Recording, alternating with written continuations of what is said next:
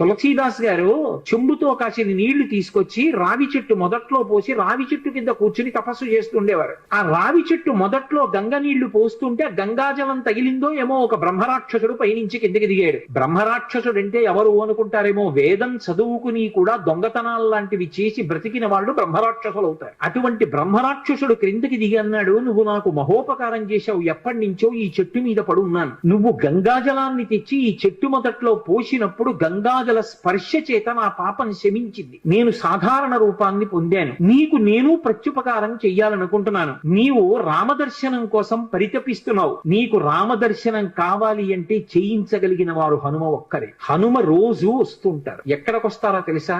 ఎక్కడెక్కడ రామనామం జరుగుతుందో, ఎక్కడెక్కడ రామనామం ప్రస్తావనకు వస్తుందో, ఎక్కడెక్కడ రామ కథ చెప్పబడుతుందో అక్కడ ఉంటారు. కాశీలో హనుమాన్ ఘాట్ లో ఒక వ్యక్తి రోజు రామాయణం చెప్తున్నాడు. అక్కడికి వచ్చి కూర్చుంటారు. ఎలా గుర్తుపడతావో తెలుసా? అందరికన్నా ముందు సభలోకి వస్తారు. అందరికన్నా ఆఖరణ కళ్ళ నీళ్ల పెట్టుకుని ఒక్కడు తలదించుకుని నడిచి వెళ్ళిపోతూ ఉంటాడు. నువ్వు గుర్తుపట్టి వెంట వెళ్ళు అన్నారు. తులసీదాస్ గారు హనుమాన్ ఘాట్కి వెళ్ళి కూర్చున్నారు. అందరికన్నా ముందు ఒక వ్యక్తి వచ్చాడు రామాయణం వినడానికి. అందరూ వెళ్ళిపోయిన తర్వాత తల ఉంచుకుని కన్నులమ్మట నీరు కారుతుండగా వెడుతున్నాడు. తులసీదాస్ గారు ఆయన వెంటబడ్డారు. ఆ వ్యక్తి కనిపెట్టాడు, ఎవరో నన్ను వెంబడిస్తున్నారని. ఆయన హనుమ ముందు వెడుతున్నవారు. వెనక్కి తిరిగి గద్దించారు.